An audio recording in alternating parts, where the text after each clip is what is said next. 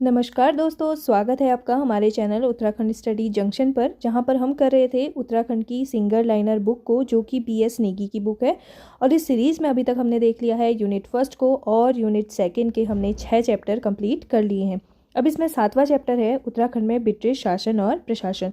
तो इस सीरीज़ में हम देखेंगे कि यहाँ पर उत्तराखंड में जब 1815 में संगोली की संधि होती है तो कौन कौन से ब्रिटिश कमिश्नरों का यहाँ पर शासन रहा, किस तरीके के उन्होंने यहाँ पर वन प्रबंधन किए, और टिहरी रियासत में किस तरीके का वन प्रबंधन रहा। और साथ में हम देखेंगे कि उत्तराखंड में जो भूमि बंदोबस्त लागू हुआ था ब्रिटिश शासनकाल में, वो किस तरीके का था। तो आइए शुरू करते हैं। ब्रिटिश सरकार ने गढ़वाल में प्रारंभिक प्रशासनिक व्यवस्था का दायित्व विलियम फ्रेजर को दिया था। जो गढ़वाल की प्रारंभिक व्यवस्था का दायित्व है वो 1815 के बाद किसे दे दिया गया था, गढ़वाल क्षेत्र में विलियम फ्रेजर को दे दिया था। और ईस्ट इंडिया कंपनी ने काशीपुर में एक भांग की फैक्ट्री भी स्थापित की थी। ईस्ट इंडिया कंपनी ने क्या किया, काशीपुर क्षेत्र में एक भांग की फैक्ट्री को स्थापित किया। और 1802 ईस्वी में लॉर्ड वेलेजली ने मी गॉड को कुमाऊं क्षेत्र के जंगल, जलवायु और साधारण परिस्थिति के निरीक्षण के लिए यहाँ पर भेजा था। 1802 में लॉर्ड वेलेजली गवर्नर थे, तो उन्होंने क्या किया, जो मी गॉड थे उनको भेजा कुमाऊं क्षेत्र में यहाँ के जंगल, जलवायु और साधारण परिस्थिति का निरीक्षण करने के लिए। और 1811 में मेजर हेयरसे ने स्थानीय जमींदार से मसूरी में ज़मीन खरीदी थी, जिसे 1812 ईस्वी में ईस्ट इंडिया कंपनी को बेच दिया गया था। एक मेजर हेयरसे जो थे उन्होंने स्थानीय जमींदार से मसूरी में यहाँ पर ज़मीन खरीदी 1811 में, और उसे ज़मीन को खरीद करके किसे बेच दिया, ईस्ट इंडिया कंपनी को बेच दिया था। 1815 में उत्तराखंड में ब्रिटिश शासन प्रारंभ हुआ और गढ़वाल 2 भागों में विभक्त हो गया। अलकनंदा नदी के पूर्व का जो भूभाग था उस पर अंग्रेजों का अधिकार हो गया, इसलिए उसे ब्रिटिश गढ़वाल कहा जाने लगा। और अलकनंदा के पश्चिमी भाग को टिहरी गढ़वाल कहा जाने लगा। 1815 में जब संगोली की संधि होती है, जो सुदर्शन शाह हैं उनको उनकी टिहरी रियासत का क्षेत्र ब्रिटिश के द्वारा दे दिया गया। और साथ में जो अलकनंदा नदी के पूर्व का जो भाग था उस पर अंग्रेजों ने क्या किया, स्वयं का अधिकार कर लिया, इसलिए उस क्षेत्र को ब्रिटिश गढ़वाल कहा जाने लगा। मई 1815 में एडवर्ड गार्डनर जो हैं वो ब्रिटिश कुमाऊं के प्रथम कमिश्नर बनाए गए और उनके सहायक कमिश्नर बने विलियम ट्रेल। 1815 में क्या होता है ना कि कुमाऊं कमिश्नरी के माध्यम से यहाँ पर शासन चलाया जाता है। और यहाँ के जो पहले कमिश्नर बनाए गए वो एडवर्ड गार्डनर बनाए गए, उनके सहायक बनाए गए विलियम ट्रेल को। प्रारंभ में ब्रिटिश कुमाऊं पर नॉन रेगुलेशन या गैर विनियमित क्षेत्र के रूप में शासन चलाया गया। अब यहाँ पर ऐसा था कि 2 तरीके से शासन चलाया जाता था ब्रिटिशों के द्वारा। एक था रेगुलेटिंग क्षेत्र और दूसरे थे नॉन रेगुलेटिंग क्षेत्र। तो रेगुलेटिंग क्षेत्र में क्या होता था कि जो बंगाल प्रेसिडेंसी है या बंगाल के जो गवर्नर हैं उनके जो नियम थे या उनके जो कानून थे वो पूर्ण रूप से वहाँ पर लागू होते थे। और जो नॉन रेगुलेशन क्षेत्र है वहाँ पर क्या होते थे कि स्थानीय अधिकारी नियुक्त किए जाते थे, जैसे कमिश्नर वगैरह, उनके माध्यम से शासन चलाया जाता था। तो इंडिया में बहुत सारी जगह पर ऐसे थे कि नॉन रेगुलेशन क्षेत्रों के माध्यम से जो वो क्षेत्र थे वहाँ पर कमिश्नरों के माध्यम से शासन चलाया जाता था। तो जो प्रारंभ में ब्रिटिश कुमाऊं का जो क्षेत्र है यानी कि ब्रिटिश गढ़वाल जिसे कहा गया, वहाँ पर भी नॉन रेगुलेशन क्षेत्र के माध्यम से ही क्या किया गया, शासन चलाया गया, यानी कि कमिश्नरों के माध्यम से। और नॉन रेगुलेशन प्रांतों का जो प्रशासक होता था वो गवर्नर या लेफ्टिनेंट गवर्नर के अधीन मुख्य आयुक्त द्वारा प्रशासित होता था, जिसे कमिश्नर कहा जाता था। जो गवर्नर थे उनके अधीन एक मुख्य आयुक्त होता था, तो वो प्रशासित करवाते थे कि किसे वहाँ पर कमिश्नर बनाना है। टिहरी रियासत में ब्रिटिश सरकार के प्रतिनिधि के रूप में कुमाऊं कमिश्नर को अधिकार दिया गया था। यानी कि जो टिहरी रियासत है जहाँ पर सुदर्शन शाह शासन कर रहे थे, वहाँ पर जो ब्रिटिश सरकार का प्रतिनिधि होगा वो होगा कौन, कुमाऊं कमिश्नर होगा। और 1825 से 1842 तक देहरादून का जो कमिश्नर था वो टिहरी रियासत में ब्रिटिश एजेंट के रूप में काम करता था। यानी कि 1825 से लेके 1842 तक देहरादून में जो कमिश्नर थे वो टिहरी रियासत में एक ब्रिटिश एजेंट के रूप में काम करते थे, यानी कि एक राजदूत के रूप में काम करते थे। और टिहरी रियासत को 1937 ईस्वी में पंजाब हिल स्टेट एजेंसी के साथ संयुक्त किया गया था। तो 1937 में टिहरी रियासत को क्या किया जाता है, पंजाब हिल स्टेट एजेंसी के साथ संयुक्त किया जाता है। 1864 में कुमाऊं कमिश्नर का पद स्वयं में एक उच्च न्यायालय बन गया था। यानी कि जो कुमाऊं कमिश्नर था वो क्या करता था, वो ही यहाँ पर इस क्षेत्र के जितने भी निर्णय होते थे न्यायालय से रिलेटेड, उन सब में वही उन सबका डिसीजन लेता था। और 1939 में कुमाऊं कमिश्नरी के तहत ब्रिटिश गढ़वाल जिले का गठन किया गया था। 1839 में क्या होता है ना कि ब्रिटिश गढ़वाल जिले का क्या किया जाता है, गठन किया जाता है, जिसमें एक जिला बनता है अल्मोड़ा और एक जिला बनता है ब्रिटिश गढ़वाल। ये 1839 में होता है। इसके बाद 1841 में क्या किया गया था, नैनीताल जिले के रूप में भी नैनीताल का एक जिले के रूप में गठन किया गया था, और जो तराई क्षेत्र है उसका 1842 में गठन किया गया था। 1921 में कुमाऊं कमिश्नरी की जो जनता है उसको विधानसभा में प्रतिनिधि भेजने का अधिकार प्राप्त हो गया था। जब 1921 का समय आया तो इस समय क्या था कि कुमाऊं कमिश्नरी की जो जनता है वो विधानसभा में अपना प्रतिनिधि भेज सकती है। और ब्रिटिश शासनकाल में कुमाऊं में 19 परगने थे और 125 पट्टियाँ थीं, और गढ़वाल में 11 परगने और 86 पट्टियाँ थीं। अगर ब्रिटिश शासनकाल की अगर हम बात करें तो टिहरी रियासत को छोड़कर जो गढ़वाल क्षेत्र है उसमें 11 परगने और 86 पट्टियाँ ब्रिटिश शासन के अधीन थी, और कुमाऊं क्षेत्र में 19 परगने थे और 125 पट्टियाँ थीं। ब्रिटिश शासन के समय कुमाऊं में कुल 23 ब्रिटिश कमिश्नर थे और एक भारतीय कमिश्नर थे जो थे KL मेहता, जो 1947 से 48 तक रहे थे। यानी कि जो ब्रिटिश शासन में कुमाऊं में जितने भी कमिश्नर हुए उसमें कुल कमिश्नर जो थे वो थे 23 कमिश्नर, और इसमें एक भारतीय कमिश्नर भी बने थे जो थे KL मेहता, जो 1947 से 48 तक का थे। और अब देखते हैं कि उत्तराखंड में ब्रिटिश कमिश्नर कौन कौन से रहे। तो सबसे पहले जो यहाँ पर ब्रिटिश कमिश्नर रहे वो हैं एडवर्ड गार्डनर। मई 1815 को गार्डनर को ब्रिटिश कुमाऊं का पहला कमिश्नर नियुक्त किया गया था, जिनका कार्यकाल मात्र 9 महीने का था। यानी कि जो एडवर्ड गार्डनर हैं उनको ब्रिटिश कुमाऊं का पहला कमिश्नर यहाँ पर नियुक्त करते हैं, जिनका कार्यकाल मात्र 9 महीने का होता है। संगोली की संधि की पुष्टि के बाद गार्डनर को काठमांडू कोर्ट में कंपनी का राजनीतिक एजेंट नियुक्त कर दिया जाता है। जब नेपाल के जो शासक हैं वो जब संगोली की संधि की पुष्टि करते हैं तो उसके बाद क्या होता है कि गार्डनर जो हैं उनको काठमांडू में एक राजनीतिक एजेंट के रूप में वहाँ पर नियुक्त कर दिया जाता है, तो वो नेपाल चले जाते हैं। तो गार्डनर के समय में ब्रिटिश कुमाऊं में 7 तहसीलें थी और गढ़वाल क्षेत्र में 2 तहसीलें थी। इस समय पे जो कुमाऊं का क्षेत्र है यहाँ पर 7 तहसीलें थी, और जो गढ़वाल का क्षेत्र है यहाँ पर 2 तहसीलें थी, यानी कि कुल मिलाकर के यहाँ पर 9 तहसीलें थी ब्रिटिश कुमाऊं के अंतर्गत, यानी कि ब्रिटिश गढ़वाल के अंतर्गत।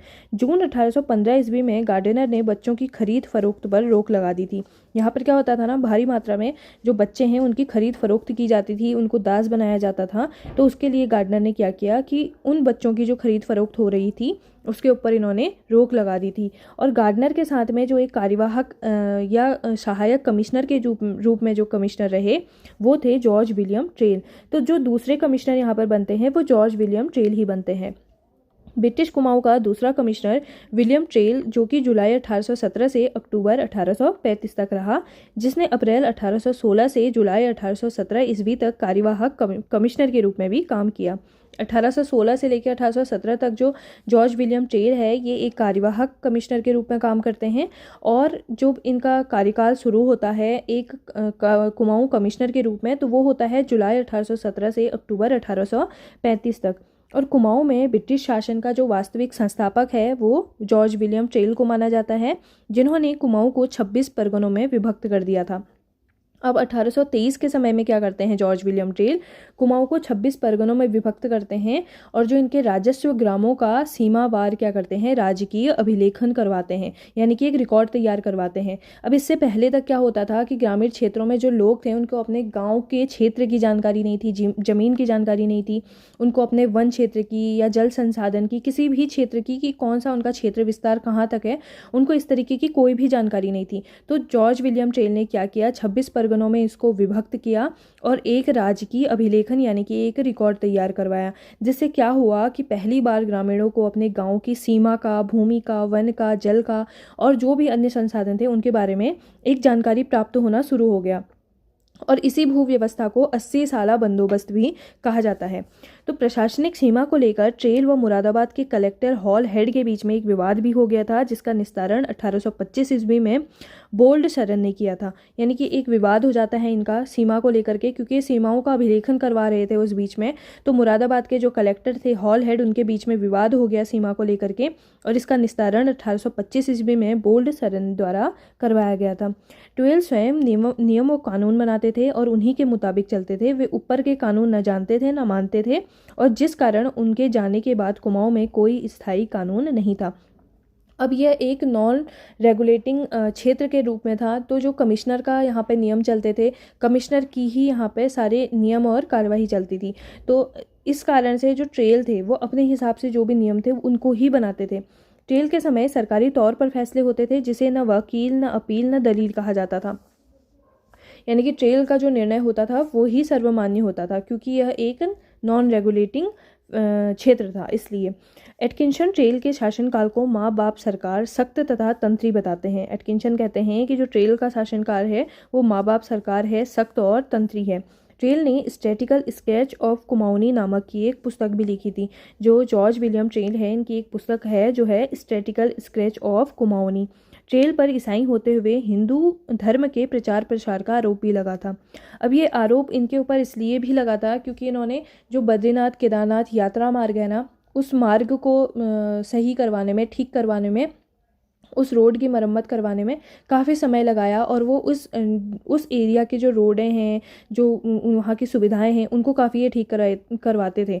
तो ईसाई लोगों ने ही इनके ऊपर ये आरोप लगाया था कि हिंदू धर्म का प्रचार प्रसार कर रहे हैं, क्योंकि उस टाइम पे क्या था, ईसाई लोग अपने धर्म का प्रचार प्रसार करने के लिए यहाँ पर आते थे।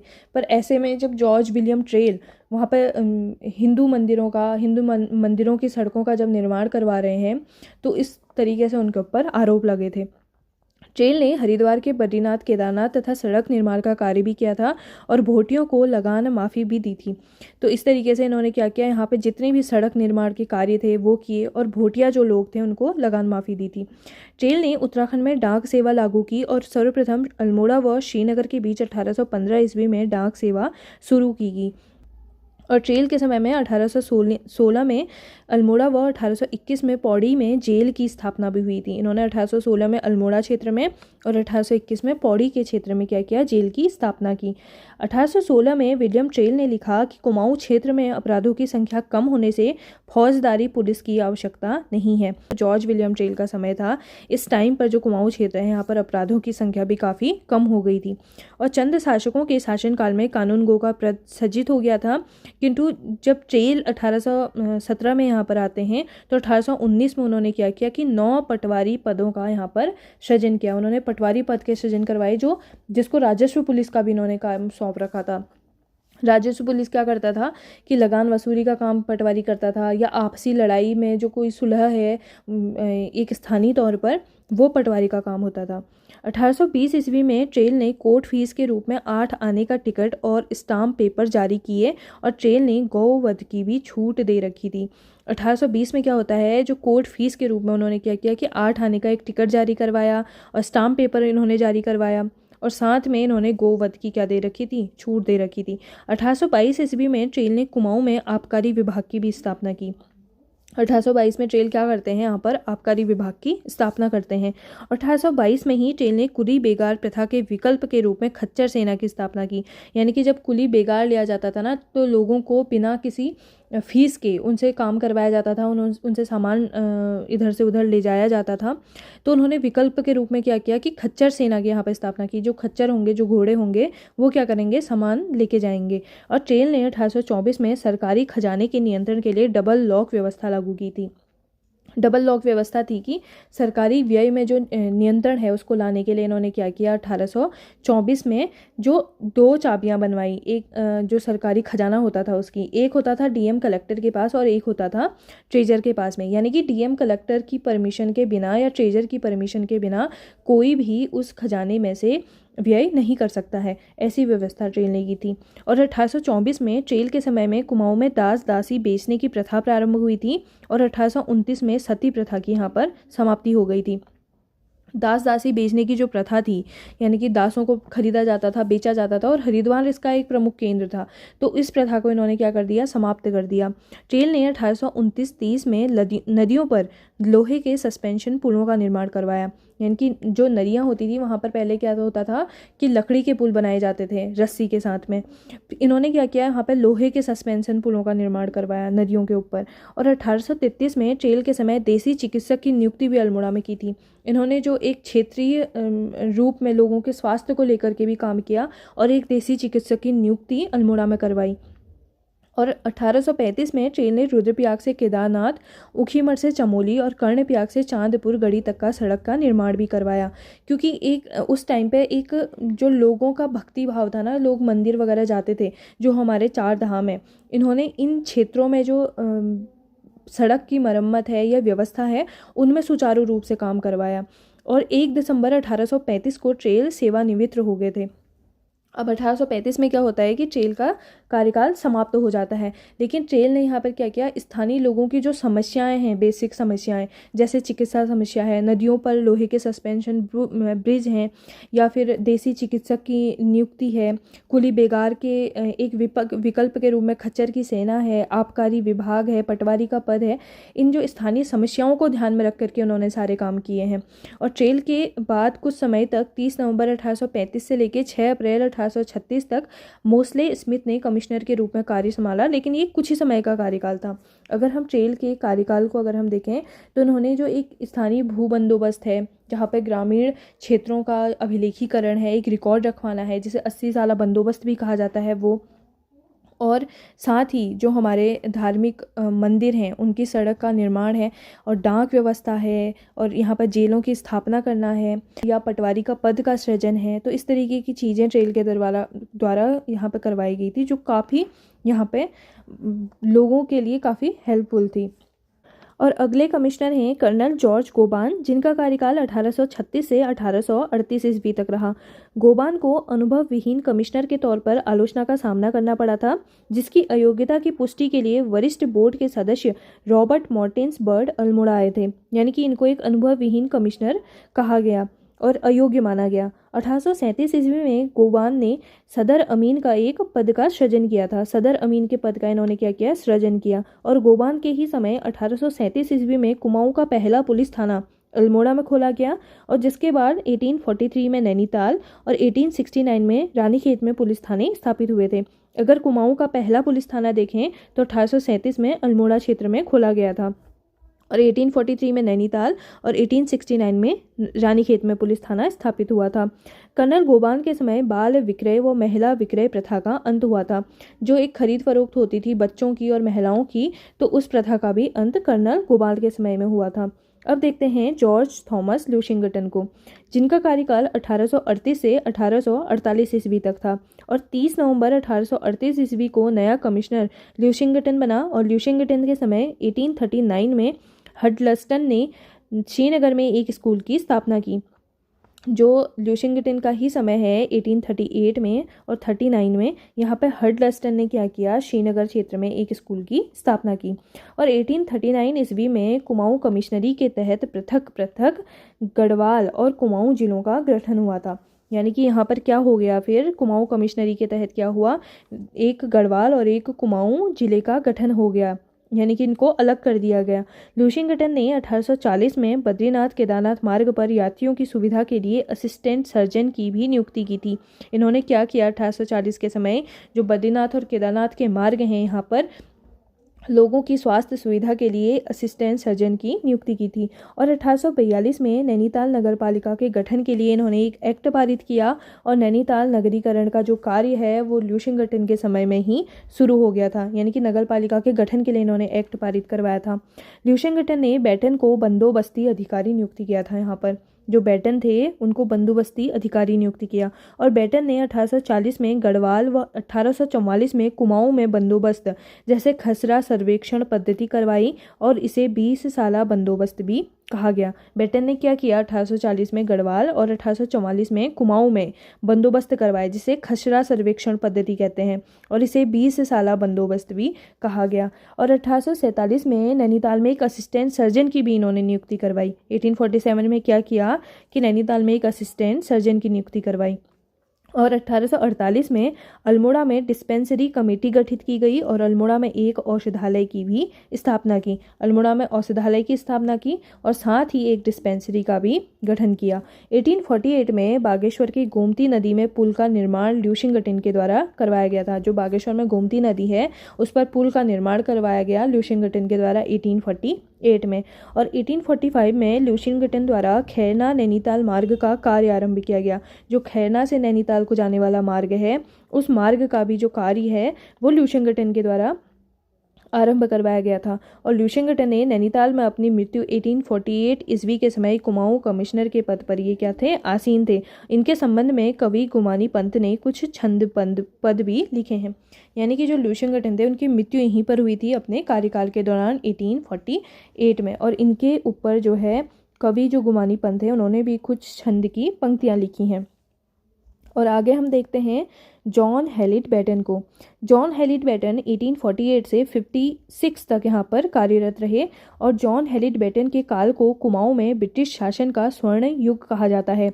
और बैटन ने 1836 से 48 तक सहायक के रूप में यहाँ पर काम किया था। अगर हम एक काल के रूप में अगर जॉन हेलिट बैटन की बात करें तो इन्होंने यहाँ पर इनको बंदोबस्ती अधिकारी नियुक्त किया गया था ल्यूशिंगटन के द्वारा। तो उन्होंने क्या किया, 1836 से 48 तक एक सहायक के रूप में यहाँ पर काम किया था और इनके शासनकाल को कुमाऊं में ब्रिटिश शासन का स्वर्ण युग कहा जाता है। इन्होंने 20 साल बंदोबस्त करवाया था। बैटन के समय अप्रशिक्षित पटवारियों की जगह प्रशिक्षित पटवारियों की नियुक्ति की गई थी, यानी कि पढ़े लिखे जो लोग थे उनको पटवारियों के पद पर सृजित किया गया था। और 1849 में अल्मोड़ा दवाखाने की जो शाखा है वो पिथौरागढ़ और लोहाघाट में भी स्थापित की गई थी। जैसे जो यहाँ पर हमारे थॉमस ल्यूशिंगटन है ना, इन्होंने डिस्पेंसरी कमेटी गठित की थी और अल्मोड़ा में औषधालय की स्थापना की थी। तो इसी तरीके से क्या किया कि 1849 में अल्मोड़ा में जो दवाखाने की शाखा है उसको पिथौरागढ़ और लोहाघाट में स्थापित करवाया गया था। 1848 के समय गढ़वाल में केवल एक ही डॉक्टर था और बैटन ने 1849 में एक और डॉक्टर की नियुक्ति की। जो ल्यूशिंगटन ने गढ़वाल में एक सर्जन की नियुक्ति की थी। तो वहाँ पर बैटन ने क्या किया कि 1849 में एक और डॉक्टर की यहाँ पर नियुक्ति करवाई। बैटन के कार्यकाल में डाक बंगलों के रखरखाव पर ध्यान दिया जाता था और अप्रैल 1849 में डाक बंगले यात्रियों के लिए खोल दिए गए थे। जो डाक बंगले होते थे वो यात्रियों के लिए खोल दिए गए थे। 1850 में बमोरी अल्मोड़ा मार्ग का सर्वेक्षण हुआ और बैटन ने नैनीताल को लोकप्रिय पर्यटन नगरी बनाने का प्रयास किया। जिस तरीके से अभी भी हम पर्यटन पर दबाव डालते हैं कि पर्यटन क्षेत्र को हम आगे बढ़ाते हैं, उसी तरीके से उस टाइम पर भी बैटन ने क्या किया कि नैनीताल को एक लोकप्रिय पर्यटन नगरी बनाने के लिए उन्होंने प्रयासरत रहे। 1850 में लंदन मिशनरी सोसाइटी की स्थापना अल्मोड़ा में पादरी रेवरेंड ने की थी। 1850 में अल्मोड़ा में पादरी रेवरेंड होते हैं जो कि लंदन मिशनरी सोसाइटी की यहाँ पर स्थापना करते हैं। और कमिश्नर स्ट्रेची द्वारा गढ़वाल में लोहे का प्रथम सस्पेंशन पुल का निर्माण 1853 में श्रीनगर में पूर्ण करवाया गया था। कमिश्नर स्ट्रेची जो थे उन्होंने गढ़वाल में लोहे के पहले सस्पेंशन पुल का निर्माण पूरा करवाया था श्रीनगर क्षेत्र में। और बैटन के समय 1855 में कुमाऊं कमिश्नर का जो कार्यालय है वह अल्मोड़ा से नैनीताल में स्थानांतरित किया गया था। पहले जो कुमाऊं कमिश्नर का कार्यालय होता था वो अल्मोड़ा में होता था, फिर बाद में उसे नैनीताल में स्थानांतरित कर दिया गया बैटन के समय 1855 ईस्वी में। अब देखते हैं हम सर हेनरी रैमजे को, जिनका कार्यकाल 1856 से लेकर 1884 ईस्वी तक रहा। और हेनरी रैमजे कुमाऊं के विभिन्न पदों पर 44 वर्षों तक रहे, जिसमें 28 वर्ष उन्होंने कमिश्नर के रूप में काम किया। 1856 में इनका कार्यकाल शुरू होता है। तो जब हमारा पहला स्वतंत्रता संग्राम चला था 1857 की क्रांति के समय, उस समय जो सर हेनरी रैमजे थे वह कुमाऊं के कमिश्नर के पद पर कार्यरत थे। हेनरी रैमजे मूल रूप से स्कॉटलैंड वासी थे और भारत के गवर्नर जनरल डलहौजी जो हैं उनके क्या थे, चचेरे भाई थे। और जो भारत के गवर्नर जनरल हैं वो 1848 से 56 तक रहे थे। तो ये इनके कौन थे, चचेरे भाई थे। रैमजे का विवाह पूर्व कमिश्नर ल्यूशिंगटन की बेटी से हुआ था। जो हमारे कमिश्नर थे पहले ल्यूशिंगटन, उनकी बेटी से रैमजे का विवाह हुआ था। और 1884 ईस्वी को सेवानिवृत्ति के बाद 1892 ईस्वी तक वे अल्मोड़ा में रहे थे। यानी कि वो 84 में सेवानिवृत्त हो जाते हैं रैमजे, लेकिन वो 1892 तक अल्मोड़ा में ही रहते हैं। कुमाऊं में रैमजे को रामजी साहब और कुमाऊं का बेताज बादशाह और मुकुट रहित राजा भी कहा जाता है। हेनरी रैमजे को भाबर का विश्वकर्मा या निर्माता भी कहा जाता है। और रैमजे पहाड़ी बोली बोलने में सक्षम और किसान व मजदूरों के घर मंडुए की रोटी खा लेते थे। काफ़ी लोकप्रिय रैमजे वहाँ पर थे और पहाड़ी बोली बोलने में वे सक्षम थे। हेनरी रैमजे ने कुमाऊं में अंग्रेजों को बसाने का विरोध किया था कि कुमाऊं क्षेत्र में जो अंग्रेजों की एक कॉलोनियाँ बसती थी तो उन्होंने उस चीज़ का विरोध किया। और रैमजे ने नैनीताल को स्कूली शिक्षा के केंद्र के रूप में विकसित किया और 1858 में हिल रेजिमेंट की यहाँ पर स्थापना की। एक स्कूली शिक्षा का जो केंद्र है उसको नैनीताल को बनाया उन्होंने। और जो हिल रेजिमेंट है उसकी स्थापना 1858 में की यहाँ पर, क्योंकि उसके बाद क्या होता है कि 1857 की क्रांति होती है तो उसका कुछ फ़र्क तो हमारे कुमाऊं क्षेत्र पर भी पड़ा था। तो उन्होंने क्या किया, यहाँ पर हिल रेजिमेंट की यहाँ पर स्थापना की। हेनरी रेमजे 4-4 महीने के अंतराल में बिनसर, अल्मोड़ा और भाबर में निवास करते थे। यानी कि कभी वो बिनसर क्षेत्र में जाते थे, कभी अल्मोड़ा जाते थे, कभी भाबर में निवास करते थे। तो वो 4-4 महीने के अंतराल में अलग अलग जगहों पर निवास करते थे। रेमजे ने तराई भाबर के विकास के लिए नहरों के निर्माण और तराई इम्प्रूवमेंट फंड की स्थापना की थी, जो 1883 में की थी।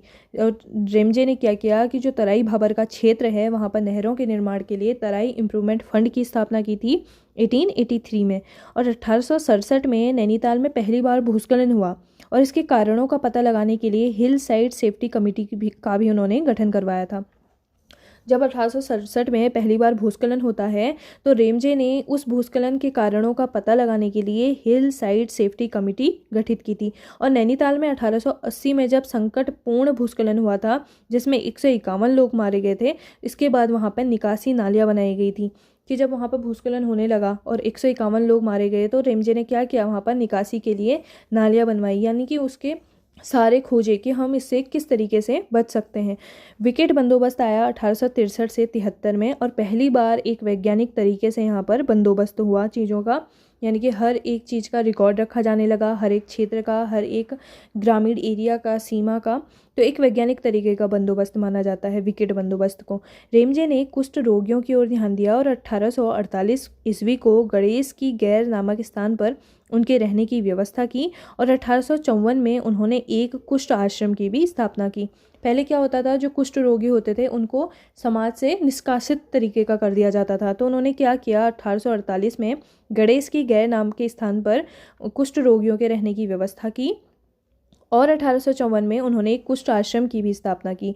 और उत्तराखंड में आपदा प्रबंधन का जो पहला प्रयास है वो रेमजे के द्वारा किया गया, क्योंकि रेमजे के समय पर ही नैनीताल क्षेत्र में 1867 में पहली बार भूस्खलन आता है, उसके बाद 1880 में आता है। आपदा प्रबंधन का जो पहला प्रयास है वो रेमजे के द्वारा किया गया। 1857 के सैन्य विद्रोह के समय जो कुमाऊं कमिश्नर थे वो हेनरी रेमजे थे और रेमजे स्वयं कंजरवेटर के पद पर कार्य हुए थे। 1858 ईस्वी में ठेकेदारी प्रथा को उन्होंने क्या किया था, समाप्त किया था। जो यहाँ पर हर एक चीज़ में ठेकेदार नियुक्त कर दिए जाते थे, तो उस ठेकेदारी प्रथा को भी रेमजे ने समाप्त कर दिया। और 1861 में उन्होंने जंगलात बंदोबस्त भी करवाया, यानी कि वनों के लिए बंदोबस्त करवाया कि वन इतने दिन खुलेंगे, इस एरिया से इस एरिया तक का जो वन है वो रिजर्वेशन है, उस तरीके का इन्होंने जंगलात का बंदोबस्त भी करवाया। वनों के बचाव में संवेदनशीलता लाने के लिए जो श्रेय है वो हेनरी रेमजे को ही जाता है कि वनों का इतना कटाव नहीं होना चाहिए। और क्योंकि भूस्खलन हो रहा था तो वो वनों के कटाव के लिए क्या थे, संवेदनशील थे। 1868 में रेमजे कुमाऊं मंडल के कंजरवेटर भी रहे, यानी कि कंजरवेटर की भूमिका भी उन्होंने निभाई। अधिसूचित जिला अधिनियम 1874 को उन्होंने पारित किया, जिसके नियम 6 के तहत 1931 को कुमाऊं में वन पंचायतों का गठन किया गया। अब कुमाऊं में क्या होने लगा, 1931 में वन पंचायतों का गठन हुआ। और जो ये वन पंचायतों का गठन हुआ ना, ये किस अधिनियम के तहत हुआ, ये अधिसूचित जिला अधिनियम 1874 के तहत हुआ, जो हेनरी रेमजे के समय में पारित हुआ था।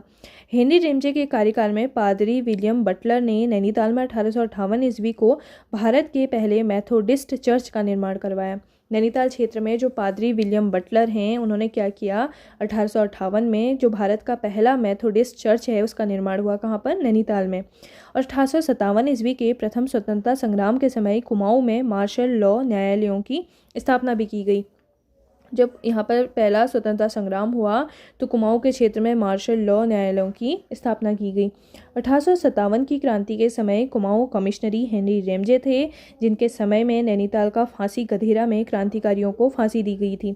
जब 1857 की क्रांति हुई थी, जो भी यहाँ से क्रांतिवीर थे उनको, जो नैनीताल का फांसी गधेरा है वहाँ पर उनको फांसी दे दी गई थी हेनरी रेमजे के कार्यकाल में। और उत्तराखंड में राजस्व पुलिस व्यवस्था की जो शुरुआत है वो 1874 में होती है।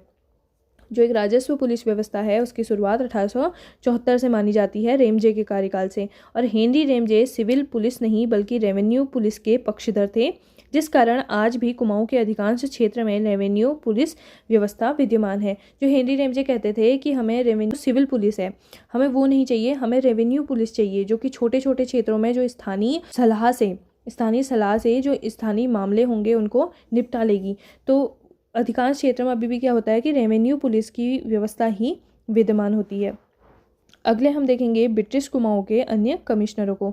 रेमजे के बाद 1884 में 7वें कुमाऊं कमिश्नर फिशर बने और 8वें कुमाऊं कमिश्नर जी रॉस बने, जो 1885 से 87 तक रहे और जिसके समय भारतीय राष्ट्रीय कांग्रेस की भी स्थापना हुई। यानी कि जब भारतीय राष्ट्रीय कांग्रेस की INC की जब स्थापना होती है तो उस समय जो कुमाऊं में कमिश्नर थे वो थे जी रॉस। और स्वदेश आंदोलन के दौरान जो कमिश्नर थे वो थे कैंपवेल, जो 1906 से 1914 तक रहे।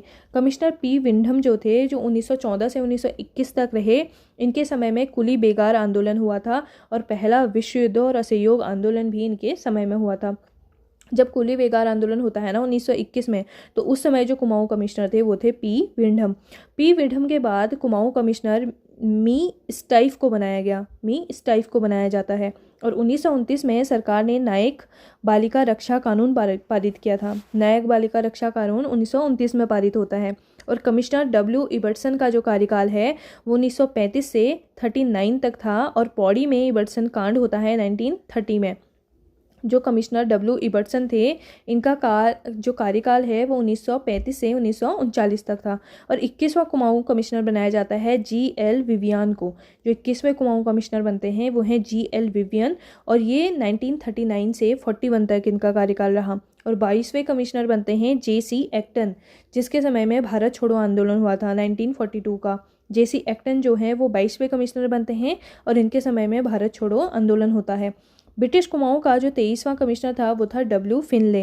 तो W फिनले जो हैं वो 1943 से 47 तक रहते हैं, जो कि भारत के स्वतंत्रता समय तक यहाँ के कुमाऊं कमिश्नर बने रहे।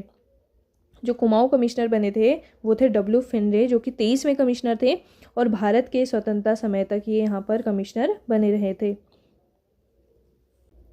और अब देखते हैं ब्रिटिश उत्तराखंड में शिक्षा व्यवस्था कैसी थी। सर्वप्रथम अंग्रेजों ने 1840 में श्रीनगर में एलिमेंट्री वर्नाक्यूलर स्कूल की स्थापना की। श्रीनगर में क्या किया? एलिमेंट्री वर्नाक्यूलर स्कूल की स्थापना की 1840 ईस्वी में। और 1854 ईस्वी में शिक्षा के लिए एक पृथक विभाग का गठन किया गया। 1854 में क्या होता है कि शिक्षा के लिए, एजुकेशन के लिए एक पृथक विभाग का गठन किया जाता है। 1857 में कुमाऊं में शिक्षा विभाग स्थापित हुआ, जिसका नाम कुमाऊं सर्किल रखा गया। कुमाऊं सर्किल की स्थापना करते हैं 1857 ईस्वी में और यहाँ पर कुमाऊं में एक शिक्षा विभाग की स्थापना होती है। 1869 में ऑल सेंट्स कॉलेज, 1878 में सेंट मैरीज कॉन्वेंट और 1884 में वेलेजली हाई स्कूल और 1888 में सेंट जोसेफ कॉलेज की स्थापना होती है। हमने आगे देखा कि जो रेमजे हैं वो क्या करते हैं, यहाँ पर शिक्षा का एक हब बनाना चाहते हैं नैनीताल को। उसी काल में क्या होता है कि यहाँ पर All Saints College, Saint Mary Convent, Wellesley High School, Saint Joseph College, इन सभी की स्थापना होने लगती है।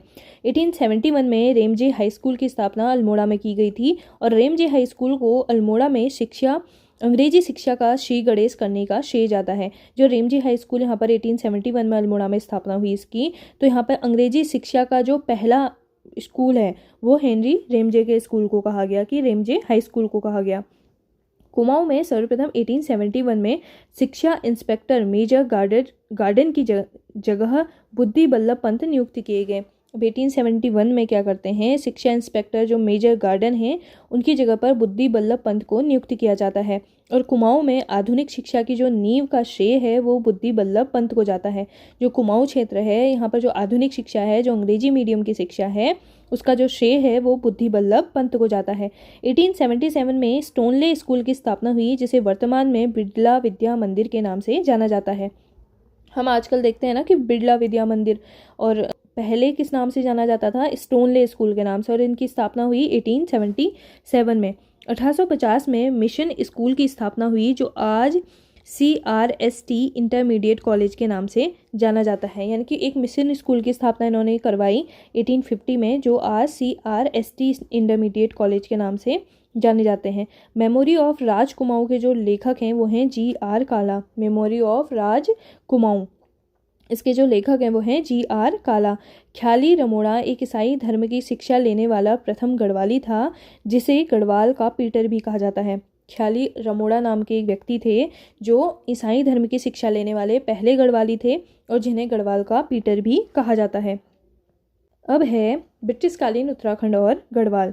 ब्रिटिश गढ़वाल में ग्रामीण राजस्व एकत्रण का जो कार्य है वो प्रधान का होता था। जो प्रधान था गांव का, वो क्या करता था, ग्रामीण राजस्व का एकत्रण करता था। यह पद वंशानुगत था। यदि उत्तराधिकारी नाबालिग होता तो उसके बालिग होने तक मुख्तियार की नियुक्ति होती थी, यानी कि यह वंशानुगत होता था। यह पद, जो प्रधान का पद था, वो वंशानुगत था। और इस पद में जो उत्तराधिकारी होता था, अगर वो नाबालिग होता था तो उसके बालिग होने तक एक मुख्यतार की नियुक्ति होती थी, यानी कि जब तक वो बालिग होगा तब तक मुख्यतार की नियुक्ति होगी। प्रधान को सयाना, कमीन या थोकदार कहते थे, लेकिन उत्तर गढ़वाल में सयाना और दक्षिण गढ़वाल में कामीन कहा जाता था। जो प्रधान है उसको सयाना कहा जाता था, कमीण कहा जाता था या थोकदार कहा जाता था। लेकिन जो उत्तर गढ़वाल है, गढ़वाल का जो उत्तरी क्षेत्र है, वहाँ पर उसको सयाना कहते थे, और जो दक्षिण गढ़वाल है वहाँ पर उसको कामीण कहते थे। ब्रिटिश गढ़वाल में जाति में समान स्तर के पुरुष के साथ विवाह को विवाहिता असल कहते थे, यानी कि जो ब्रिटिश गढ़वाल का क्षेत्र था, यहाँ पर जो जाति में समान स्तर के पुरुष होते थे उनके विवाह को विवाहिता असल कहा जाता था। यदि वर पक्ष धनराशि वधु पक्ष को देता है तो उसे टका का विवाह कहते थे, यानी कि जो वर पक्ष है, जो पुरुष पक्ष है, अगर वो वधु पक्ष को क्या देता है, धनराशि देता है, तो उसे टका का विवाह कहते थे। और कुंभ विवाह, प्रतिमा विवाह, अर्क विवाह, पानीधारा विवाह आदि वर की अनुपस्थिति में किया जाता था, यानी कि अगर वर नहीं है तो वर के जो घरवाले थे, परिवार वाले थे, वो बहू को विवाह करके ले आते थे, तो उन विवाह को कहते थे कुंभ विवाह, प्रतिमा विवाह, अर्क विवाह, पानीधारा विवाह। और ब्रिटिश गढ़वाल में कोई व्यक्ति जमीन बेचता तो नियमानुसार सर्वप्रथम अपने संबंधियों को पहला मौका देना अनिवार्य होता था। अगर कोई भी व्यक्ति अपनी ज़मीन को बेचेगा तो उसके जो सगे संबंधी हैं उनको क्या देगा, वो पहला मौका देगा कि अगर उनमें से कोई खरीद रहा है तो पहले मौका उनको मिलेगा।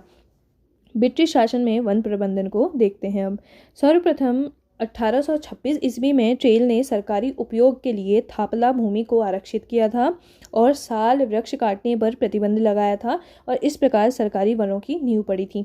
सबसे पहले ट्रेल क्या करते हैं, जब यहाँ के कमिश्नर बनते हैं तो सरकारी उपयोग के लिए थापला भूमि को आरक्षित कर लेते हैं, और क्या कहते हैं कि साल का वृक्ष काटने पर क्या लगा देते हैं, प्रतिबंध लगा देते हैं। तो इस तरीके से क्या हो गया कि साल का वृक्ष नहीं काटना है। क्यों नहीं काटना है? क्योंकि कमिश्नर ने मना किया हुआ है, कमिश्नर ने साल वृक्ष के काटने पर प्रतिबंध लगाया हुआ है। तो इस तरीके से सरकारी वनों की नींव पड़ना शुरू हुआ।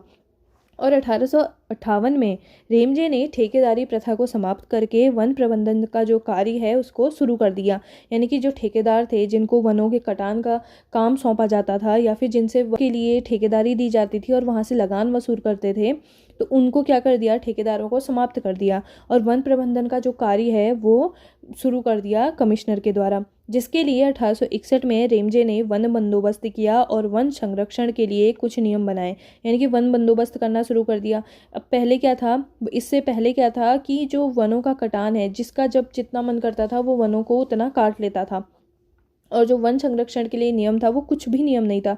तो रेमजे ने क्या किया, वन बंदोबस्त किया और वन संरक्षण के लिए नियम बनाना शुरू कर दिया। ब्रिटिश सरकार ने 1864 ईस्वी में जर्मन विशेषज्ञों की मदद से वन विभाग की यहाँ पर स्थापना की। ब्रिटिश सरकार क्या करती है कि जर्मन विशेषज्ञों की मदद लेती है और यहाँ पर वन विभाग की स्थापना करती है। कब? 1864 में। वन विभाग के प्रथम महानिरीक्षक डिट्रिच बेंड्रिस को नियुक्त किया गया। वन विभाग के जो पहले महानिरीक्षक बनते हैं वो होते हैं डिट्रिच बेंड्रिस, और बेंड्रिस की सलाह पर ही वन अधिनियम 1865 ईस्वी में यहाँ पर पारित होता है। वन अधिनियम 1865 ईस्वी में यहाँ पर बेंड्रिस की सलाह पर पारित किया जाता है, और 1858 से 1868 तक जो रेमजे हैं उन्होंने जंगलात अफसर के पद पर यहाँ पर कार्य किया। जो रेमजे हैं यहाँ के उस समय पे कुमाऊं कमिश्नर भी थे, तो उन्होंने ही जंगलात अफसर के पद पर यहाँ पर काम किया। कब से कब तक? 1858 से 1868 ईस्वी तक। और 1868 ईस्वी में कुमाऊं में अलग वन विभाग की एक स्थापना होती है, और 1869 ईस्वी में कुमाऊं वन प्रबंधक का जो कार्यभार है वो मेजर पियर्सन को दिया जाता है। जब 1868 में यहाँ पर अलग से एक वन विभाग की स्थापना कर दी जाती है वन अधिनियम 1865 के तहत, तो यहाँ पर 1869 में क्या होता है कि वन प्रबंधन का जो कार्य है वो मेजर पियर्सन को दिया जाता है, और भारतीय वन अधिनियम 1878 में पारित किया जाता है। भारतीय वन अधिनियम पारित किया जाता है 1878 ईस्वी में, जिसके तहत वनों को आरक्षित और संरक्षित करने का प्रावधान लाया जाता है कि एक वन अधिनियम लाया जाता है 1878 में, और इसके तहत क्या किया जाता है, वनों को आरक्षित किया जाएगा और वनों को संरक्षित किया जाएगा। 1890 ईस्वी में चीड़ वृक्षों से लीसा टिपान का कार्य भी शुरू हुआ था और 1893 में सभी बेनाप भूमि को संरक्षित करके वन घोषित कर दिया गया। जो भी बेनाप भूमि थी, यानी कि जो भी ऐसी भूमि थी जो किसी के अंडर में नहीं थी, जहाँ पे किसी का क्षेत्र नहीं था या जहाँ पर खेती नहीं होती थी, उस बेनाप भूमि को संरक्षित वन में घोषित कर दिया 1893 से। और 1894 में एक अधिसूचना द्वारा 8 प्रजाति के वृक्षों को आरक्षित वृक्ष घोषित किया गया, जिससे इन प्रजातियों को सरकार की अनुमति के बिना काटा नहीं जा सकता था। जैसे हमने पहले भी देखा कि साल वृक्ष के काटने पर जब कमिश्नर प्रतिबंध लगा देते हैं ट्रेल, तो वहाँ से सरकारी वनों की एक नींव पड़ती है। तो इसी तरीके से उन्होंने क्या किया कि 8 प्रजाति के जो वृक्ष होंगे ना, उनको आरक्षित वृक्ष घोषित कर दिया है और इनको सरकार की अनुमति के बिना आप काट नहीं सकते, ऐसा एक अधिसूचना जारी कर दी गई 1894 में। और 1902 में एक अधिसूचना द्वारा भीमताल, नौकुचिया ताल, सात ताल और मलबा ताल में बिना लाइसेंस के मछली पकड़ना भी अवैध घोषित कर दिया गया। अब जो ये ताल है ना, यहाँ पर हमारे भीमताल, नौकुचिया ताल, सात ताल और मलबा ताल, अब इसमें क्या कर दिया, 1902 में एक अधिसूचना लाए और बिना लाइसेंस के आप किसी भी मछली को पकड़ नहीं सकते। अगर आप इस तरीके से मछली को पकड़ के उनका व्यापार करते हैं तो वह अवैध माना जाएगा। 1903 में कुमाऊं कमिश्नरी के अधीन संरक्षित वनों को 2 भागों में बांटा गया। एक थे बंद सिविल वन और दूसरे थे खुले सिविल वन। यानी कि अब क्या कर दिया, जो संरक्षित वन थे उनको 2 भागों में बांट दिया यहाँ पर 1903 में कुमाऊं कमिश्नरी के द्वारा। एक थे बंद सिविल वन और दूसरे थे खुले सिविल वन। और स्टीफी और नेल्सन ने 1911 से 1917 में एक वन बंदोबस्त किया यहाँ पर स्टीफी और नेल्सन ने। और 1921 में सोमेश्वर की दुर्गा देवी को थकलोड़ी के वनों में आग लगाने के जुर्म में 1 माह की कैद हुई थी, जो क्षेत्रीय एवं राष्ट्रीय आंदोलन में गिरफ्तार होने वाली पहली महिला थी। तय कि सोमेश्वर की जो दुर्गा देवी हैं, उनको थकलोड़ी के वनों में आग लगाने के जुर्म में 1 माह की कैद भी हो गई थी, क्योंकि वो एक तरीके से अवैध था कि किसी भी तरीके से आप जो संरक्षित वन है वहाँ पर किसी भी तरीके की गतिविधि नहीं कर सकते हैं। मोहन सिंह मेहता के रूप में कुमाऊं की सर्वप्रथम गिरफ्तारी मार्च 1921 में धारा 107 के तहत की गई थथी और 1869 में ब्रिटिश गढ़वाल में वन विभाग की स्थापना होती है। अब यहाँ पर जो कुमाऊं क्षेत्र है, यहाँ पर वन विभाग की स्थापना हो जाती है हमारी 1868 में। और जो गढ़वाल का क्षेत्र है वहाँ पर 1869 में ब्रिटिश गढ़वाल में वन विभाग की स्थापना होती है। गढ़वाल में वन को 4 भागों में बांटा गया था। जो गढ़वाल का पूरा क्षेत्र है उसमें वनों को 4 भागों में बांटा गया था। पहला था पाटली दून के वन, दूसरा है चंडी के वन, तीसरा है कोटरी दूर के वन और चौथा है उदयपुर के वन। पाटली दून के वन, चंडी के वन, कोटरी दूर के वन और उदयपुर के वन। वन अधिकारी नेल्सन ने वन भूमि को ABC वर्ग में बांटा था। जो वन अधिकारी यहाँ पर नेल्सन थे, उन्होंने जो वनों की भूमि है उसके 3 वर्ग बना रखे थे, A, B और C वर्ग। दिसंबर 1914 में गढ़वाल वनों को 2 भाग, उत्तरी वन और दक्षिणी वन में बांटा था। जो गढ़वाल के वन हैं उनको 2 भागों में बांट दिया, एक थे उत्तरी वन और एक थे दक्षिणी वन। और 1924 में दोनों डिवीजनों को एक कर दिया था। पहले 1914 में 2 वनों के 2 भाग बनाए, एक था उत्तरी वन और एक था दक्षिणी वन। उसके बाद 1924 में क्या किया कि दोनों डिवीजनों को एक कर दिया। 1916 ईस्वी में ओस मास्टर ने उत्तरी गढ़वाल और भोला ने दक्षिणी गढ़वाल के लिए पंचवर्षीय योजना बनाई। अब क्या होता है कि यहाँ पर एक पंचवर्षीय योजना बनती है वनों के लिए। तो 1916 में ओस मास्टर ने क्या किया, उत्तरी गढ़वाल का जो क्षेत्र है वहाँ के लिए और जो भोला है उन्होंने दक्षिणी गढ़वाल के लिए एक पंचवर्षीय योजना बनाते हैं। 1916 ईस्वी में वन समस्याओं के निराकरण के लिए कुमाऊं संघ की स्थापना होती है, जिसके जो सचिव हैं वो गोविंद बल्लभ पंत नियुक्त किए जाते हैं। एक वन समस्या निराकरण के लिए कुमाऊं संघ की स्थापना हुई और इसके लिए क्या किया, जो सचिव बनाए गए वो गोविंद बल्लभ पंत को बनाया जाता है। और अब देखते हैं टिहरी रियासत में वन प्रबंधन। 1840 ईस्वी के आसपास टिहरी के राजा ने विल्सन नाम के व्यक्ति को वन की जो भूमि है वो पट्टे में दे दी थी और इसे 1864 ईस्वी में समाप्त कर दिया गया था। और 1840 में जो यहाँ के शासक थे वो थे राजा सुदर्शन शाह। तो सुदर्शन शाह ने क्या किया, विल्सन नाम के व्यक्ति को वनों की जो भूमि है वो पट्टे में दे दी और 1864 में इस पट्टे वाली भूमि को क्या कर दिया, समाप्त कर दिया। विल्सन ने पहली बार जल मार्ग द्वारा ढुलाई का चलन यहाँ पर शुरू किया था और विल्सन ने अपने मजदूरों के लिए अपने सिक्के चलाए थे, जिस कारण उसे उसके मजदूर राजा विल्सन कहा करते थे। विल्सन नाम का जो व्यक्ति था उसे भी यहाँ की जो भूमि है, टिहरी रियासत की भूमि है, उसे पट्टे पर दे रखा था। तो विल्सन ने क्या किया, अपने मजदूरों के लिए अपने सिक्के चलाए थे, जिस कारण उसे मजदूर क्या कहते थे, राजा विल्सन कहते थे। 1 मई 1885 को टिहरी रियासत में वन संरक्षक के अधीन पृथक वन विभाग की स्थापना होती है और जिसके तहत 4 रेंज और 23 बीट बनाई गई थी। टिहरी रियासत में क्या होता है, वन संरक्षक के अधीन क्या बनता है, एक पृथक से वन विभाग की स्थापना होती है। अब हमने देखा कि कुमाऊं में वन विभाग की स्थापना 1868 में हुई, और जो गढ़वाल क्षेत्र है, जो ब्रिटिश गढ़वाल का क्षेत्र है, वहाँ पर जो वन विभाग की स्थापना होती है वो 1869 में होती है। और इसी तरीके से जो टिहरी रियासत में वन विभाग की स्थापना होती है वो होती है 1885 में, जिसके तहत 4 रेंज बनती हैं और 23 बीट बनाई जाती हैं। टिहरी रियासत में 1897 में वन प्रबंधन व संरक्षण में प्रमुख योगदान पंडित केशवानंद का रहा।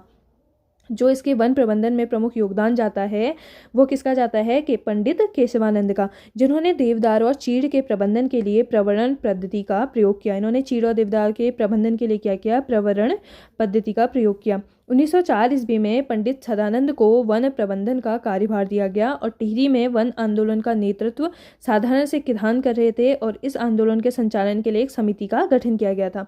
अब इसमें क्या था कि जो वन आंदोलन था उसके लिए क्या कर रहे थे, जो किसान थे वहाँ के, वो क्या कर रहे थे, आंदोलन कर रहे थे, और इस आंदोलन के संचालन के लिए एक समिति का गठन किया गया, जिसके अध्यक्ष दयाराम को बनाया गया। एक समिति बनाते हैं आंदोलन के लिए, और उसके अध्यक्ष बनाते हैं दयाराम को, और इस समिति की जो बैठक है वो प्रति माह लाखा मंडल में होती थी। और 1904 में जो वन प्रबंधन का कार्यभार है वो किसे दिया गया था, पंडित सदानंद को दिया गया था। और नरेंद्र शाह के कार्यकाल में जो वन अधिकारी थे पद्मा दत्त रतूड़ी प्रशिक्षण के लिए फ्रांस गए थे। नरेंद्र शाह ने अपने कार्यकाल में क्या किया, एक वन अधिकारी को, जो पद्मा दत्त रतूड़ी थे, उनको प्रशिक्षण के लिए फ्रांस भेजा था, जिसके बाद उन्होंने मुनार बंदी भी प्रारंभ की थी। नरेंद्र शाह ने अपने शासनकाल में वनों के संरक्षण के लिए या वनों के अधिक जानकारी के लिए अपने क्षेत्र के युवाओं को जर्मनी भेजा, फ्रांस भेजा और देहरादून भेजा था। और रवाई प्रांत की जनता ने समिति के नेतृत्व में आज़ाद पंचायत का भी गठन किया था। अब जो यहाँ की जनता है वो वनों के लिए आंदोलन कर रही थी, तो उस जिस समिति का यहाँ पर गठन हुआ था, जिसके अध्यक्ष थे दयाराम, उन्होंने क्या किया, समिति के नेतृत्व में आज़ाद पंचायत का गठन किया। और टिहरी दरबार ने वर्ष 1928 से लेकर 29 में वन सलाहकार के रूप में जर्मनी के एक निवासी थे डॉक्टर एफ हेस्क की सेवाएं ली थी। जो टिहरी रियासत है उसने क्या किया कि वनों के बारे में सलाहकार के रूप में एक जर्मनी के निवासी थे डॉक्टर एफ हेस्क, उनसे क्या ली थी, मदद ली थी, उनकी सेवाएं ली थी। 1930 में आज़ाद पंचायत के साथ एक समानांतर सरकार की स्थापना हुई थी, जिसमें हीरा सिंह को 5 सरकार व बैजराम को 3 सरकार की उपाधि दी गई थी। इसमें क्या होता है कि आज़ाद पंचायत के साथ में एक समानांतर सरकार की स्थापना ये लोग करते हैं, जिसमें हीरा सिंह को 5 सरकार और बैजराम को 3 सरकार की उपाधियां दी जाती हैं। रवाई में आंदोलनकारियों के आंदोलन को तोड़ने के लिए चक्रधर ने रणजीत सिंह को रवाई का थोकदार बनाया था। अब यहाँ पे लोग क्या कर रहे थे, अपने वनों के लिए, जब यहाँ पर वन संरक्षण नीति को लागू किया गया था जो टिहरी रियासत है उसके द्वारा, तो लोगों के द्वारा आंदोलन किया जा रहा था रवाई क्षेत्र में, और इसी आंदोलन को तोड़ने के लिए जो चक्रधर जुयाल हैं उन्होंने रणजीत सिंह को रवाई का थोकदार बनाया था। 20 मई 1930 को एसडीएम सुरेंद्र दत्त शर्मा और डीएफओ पद्मा दत्त रतूड़ी के साथ स्थानीय जनता का क्या हो गया था, यहाँ पर विवाद हो गया था, क्योंकि जो स्थानीय जनता है वो आंदोलन कर रही थी, और जो यहाँ के एसडीएम थे सुरेंद्र दत्त शर्मा और डीएफओ थे पद्मा दत्त रतूड़ी, वो इस आंदोलन को तोड़ना चाहते थे। और 30 मई 1930 को रवाई के जो लोग हैं तिलाड़ी नाम के स्थान पर एकत्रित होते हैं, जहाँ दीवान चक्रधर जुयाल ने 150 सैनिकों के साथ पहुँचकर किसानों पर गोली चलाने का आदेश दे दिया था। जो लोग वनों के लिए आंदोलन कर रहे थे, रवाई क्षेत्र के लोग, वो तिलाड़ी नाम के स्थान पर एकत्रित होते हैं और अपने आंदोलन को आगे बढ़ाते हैं। तो इस बीच में चक्रधर जुयाल क्या करते हैं, 150 सैनिकों के साथ आते हैं और किसानों पर गोली चलाने का आदेश दे देते हैं। तिलाड़ी नामक स्थान में लगभग 200 से 300 लोग मारे गए थे, जिसे तिलाड़ी कांड के नाम से जाना जाता है। कब हुआ था तिलाड़ी कांड? 30 मई 1930 को रवाई क्षेत्र में। अब देखते हैं उत्तराखंड में वन पंचायत का गठन। 13 अप्रैल 1921 ईस्वी में सरकार ने फॉरेस्ट ग्रीवेंस कमेटी का गठन किया था। किसका गठन? फॉरेस्ट ग्रीवेंस कमेटी का गठन किया था 13 अप्रैल 1921 को, जिसका उद्देश्य था जनता में व्याप्त वन कष्टों को दूर करना। और इस ग्रीवेंस कमेटी के जो अध्यक्ष थे वो थे पी विंडम। तो फॉरेस्ट ग्रीवेंस कमेटी का एक गठन किया जाता है, जिसका उद्देश्य था कि जनता के जो भी वनों को लेकर के दुविधाएं हैं, उन कष्ट हैं, उनको दूर करना। और इसके जो अध्यक्ष बनाए गए वो पी विंडम बनाए गए। फॉरेस्ट ग्रीवेंस कमेटी ने 28 अक्टूबर 1921 को अपनी रिपोर्ट दी थी कि क्यों लोग जो सरकार है, जो रियासत है, उसके डिसीजन से, उसके निर्णयों से खुश नहीं हैं, तो ग्रीवेंस कमेटी की जो सिफारिश पर 1925 में मद्रास प्रेसिडेंसी के कम्युनिटी फॉरेस्ट के पंचायती प्रबंधन के तर्ज पर वन पंचायतों के गठन का निर्णय लिया गया था कि हमें एक वन पंचायत का गठन करना होगा। क्या किया ग्रीवेंस कमेटी ने सिफारिश की 1925 में सिफारिश की कि मद्रास प्रेसिडेंसी के जो कम्युनिटी फॉरेस्ट हैं उनके जो पंचायती प्रबंधन है उसी की तर्ज पर हमें यहाँ पर वन पंचायतों का गठन करने का निर्णय लिया।